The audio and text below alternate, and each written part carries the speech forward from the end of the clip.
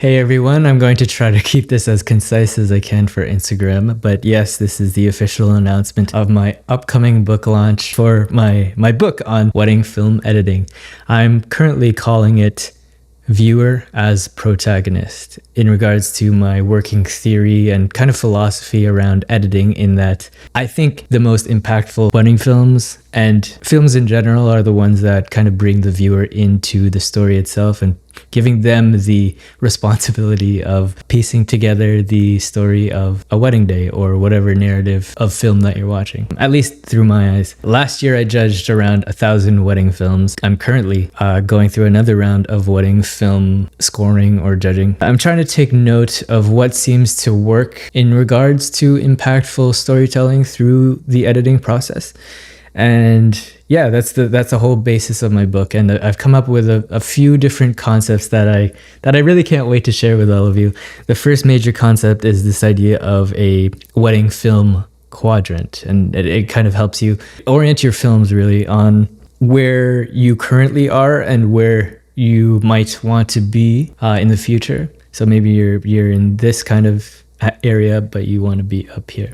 That's one example. I'll get into that as more of the book is consolidated and written, fully heshed out in my theories. But yeah, another concept that I'm piecing together right now, actually, I was writing the chapter today, was around really the foundation of the theory as the viewer becoming the protagonist. And this theory relies on the fact that authenticity matters and high quality intentional editing matters. So those are the two kind of skills that we're working with when we're putting a film together. But what I mean by authenticity is how genuine does your subject look on camera?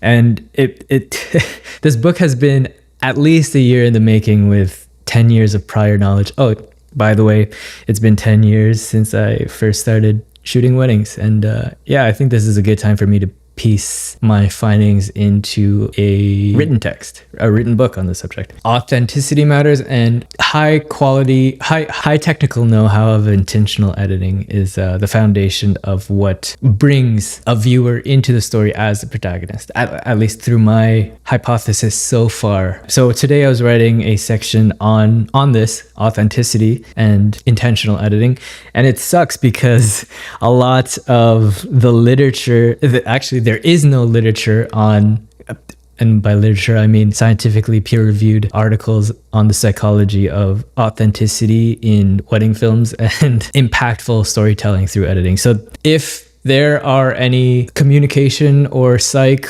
or media studies students that are looking for a thesis study to look into, please look into wedding film success stories, wedding film businesses, wedding filmmaking in general. I'd love to be one of your subjects. Anyway, all that to say, there is no current direct research in wedding film, quote unquote, success through a scientific lens. But what I did find, and what I think will work and is working for my thesis and theories, is taking influencer research, actually two different industries, and using them as an analog for wedding film studies. So social media influencers and pedagogical studies around teaching through YouTube or online resources like, I think, Khan Academy. Khan Academy is a popular example. So first, a social media influencer study, not even a year ago, is showing that when people watch videos on Instagram, namely influencers, there are two thought processes or pathways that they go about deciding whether or not they want to, quote unquote, buy whatever it is the influencer is trying to sell. And I'm not an influencer, so I'm not sure of the etiquette or common practice of what it means to be an influencer, but judging by these studies, there are two things that viewers think about when watching an influencer, and maybe if you are watching and you're an influencer, this will be interesting to you. Influencers have two things that they are kind of battling with or trying to utilize in the minds of their viewers. So when a viewer is watching an influencer, they're thinking about their authenticity. Going back to that concept in terms of wedding filmmaking, authenticity is important for influencers because the more genuine, and this is intuitive, the more genuine and authentic you seem on camera, the more trustworthy you are perceived by your viewers. This is pretty intuitive. Again, moving forward from that, and this is the part that I find very interesting. Why is the light flashing?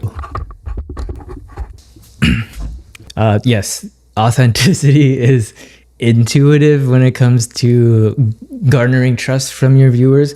But then the study goes on to show that fascinating part, being knowledgeable or sounding knowledgeable or like you're an expert doesn't necessarily lead to trustworthiness. The more of an expert you look, yes, they might perceive you as more credible in your field, but that doesn't correlate to a trustworthy perception of you as an influencer or whatever figure you are on social media.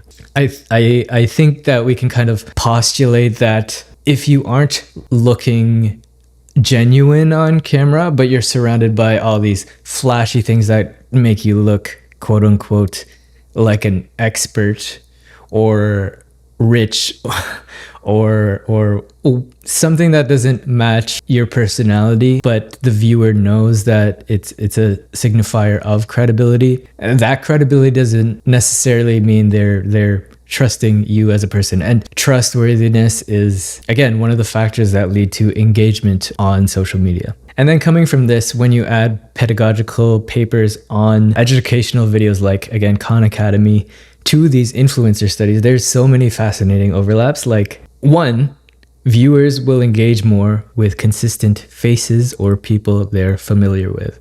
And that's hard for wedding filmmakers and photographers because a lot of our content is based on having different people in frame. Like my latest post was a couple from Toronto. Before them, I posted a model couple in Quebec. And before that, there was another couple from Hamilton. It's hard as wedding filmmakers to keep a consistent image for our viewers to gain a familiarity with who we are. In my book, I'll talk about implications of this and best practices like putting your face on social media if that's the goal that you're trying to go for in terms of engagement. A second fascinating finding that I found was that viewers tend to prefer, in terms of longer form videos that are in the 6-minute range.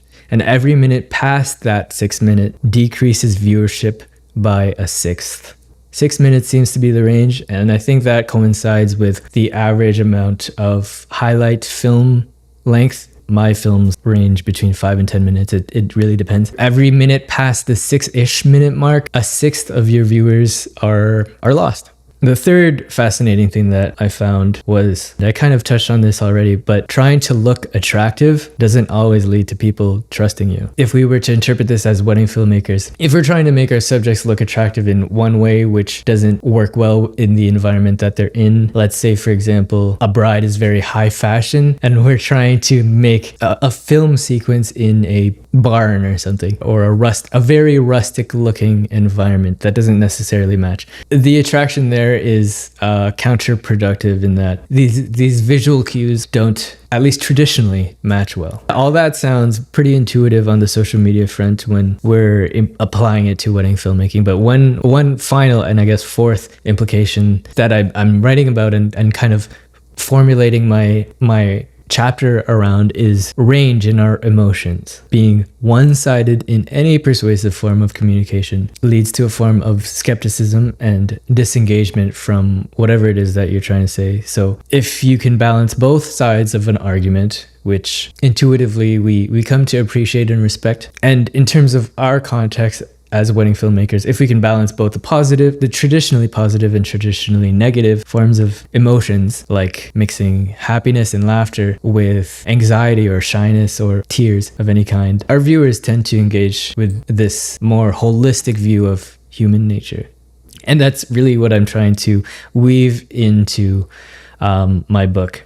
I'm also attempting to use current brain hemisphere literature, attempting to verbalize the importance of what can and can't be verbalized in our communication. The left brain's sequential processing of the trees, for example, with the right brain's holistic view of the forest, and its importance when it comes to our artistic endeavors. A wedding film is a very minute and minuscule representation of an an entire wedding day, let alone an entire relationship. So there's a lot of responsibility in us as wedding filmmakers to put that terrain in a well-represented map. Throughout my book so far, I'm trying to weave the philosophical importance of implicit love into the applicable and technical steps of showing love through your wedding film editing. This book has been a year in the making. I originally wanted it to be a maybe 4 hour online course, but I thought it would be, for those interested, I think it would be a lot more enticing and a lot more impactful if I piece out the foundational findings around my viewer as protagonist theory. These topics are a little too fascinating not to write about, you know. You can find the in-progress version of the prologue on my website right now, and if you're interested in still becoming a beta reader, I'm still looking for a few other wedding filmmakers to share my current writings with and get your kind of input. But yeah, thank you guys so much for watching. I don't know how long this video was. I don't even know if I'm in focus. I'm excited to get this book out as soon as possible because there's so many cool things I want to start talking about. And yeah, I'll talk to you guys soon. Thank you.